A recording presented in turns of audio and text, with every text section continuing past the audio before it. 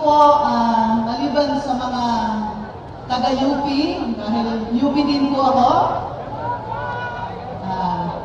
yung mga estudyante namin dyan at dating estudyante, kumusta? Pero ang suot ko pong shirt ngayon ay Akbayan. Andun, kumusta po? Magtino na Akbayan? Para rin mo kaming barangay, Akbayan. May mga matatanda, nadala na ang kanilang senior citizen card, may dalang sarili-sariling upuan, may mga millennials, may mga alyado, may mga meron lang na nahila, nandun din sila. Meron kaming mga kababaihan, sektor ng manggagawa, lahat po nandyan. Ang wala lang po, sa Barangay Akbayan, wala po kaming extrajudicial killings.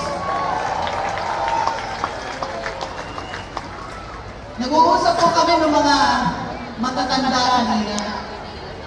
Kaming nagpapakitahan ng senior citizen card. Ang daming similarities from yesterday and today. Halimbawa, nung panahon na bago sila mag-declare ng martial law, nagkaroon din ng taking ambush. Nung panahon na bago sila mag-declare ng martial law, tinawag nila rin tayo. Meron nga daw destabilization plot. Totoo rin yun, may panahon ng bagong tayo, dineklararahan ng martial law. Noong panahon ni Marcos, bago pa man mag-deklara ng martial law, pero sigurado tayo, noong panahon ng martial law, may mga peking charges.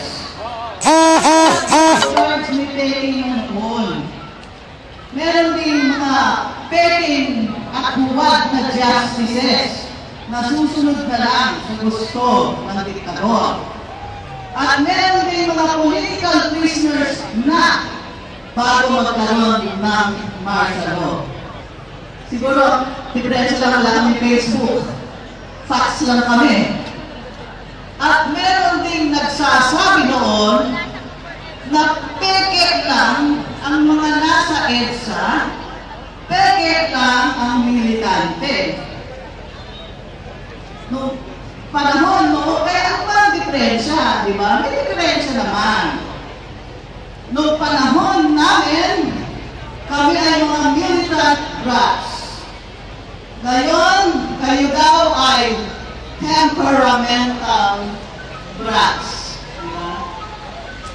Noong panahon namin, wala kaming hashtag. Pero ngayon, pati ang matandang katulad ko, ay natututo na rin ng hashtag. Merong iisang linya ng pakikibaka noong panahon ngayon, noon hanggang ngayon. Isang linya ng pagmamahal sa demokrasya at karapatang pantao na nanggaling pa sa ating ninuno. Kaya pag sinasabi nilang EDSA has failed, tinatanong ko, nag-enroll ba yan sa class ko at siningko ko? Sino ba yung EDSA yan? Until we are sure that democracy returns to this country. Marami pong salamat.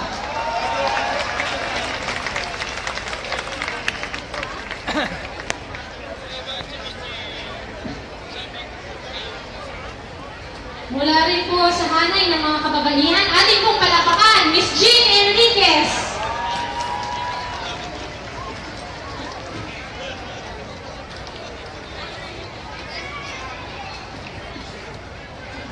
Muli po ating palapakan mula sa World March of Women, Miss Jean Enriquez.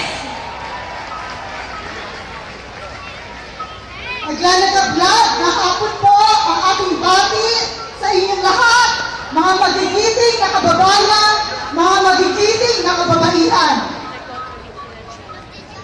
Ako po ay 13 taong gulang nung magsimula po ako maging aktivista laban sa batas militar.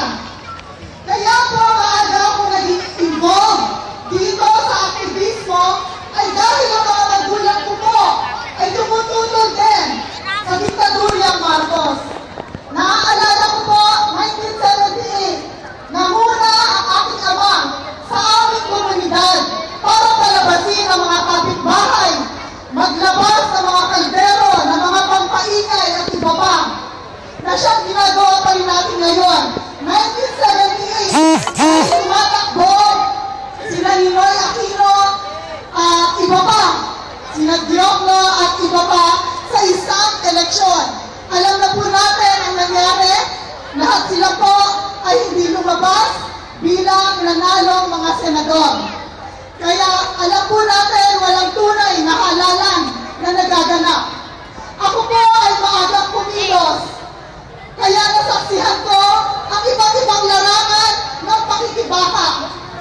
Noon pong 1986, maraming araw bago nangyari ang Pebrero 25, ang ating pong mga magulang ay nasa EDSA at pumupunta rin sa Luneta habang ako po ay nasa Mendiola. Ang gusto ko pong sabihin, ang lahat ng larangan ng pakikibaka ay nagsasama-sama upang magtagumpay at magpatalsik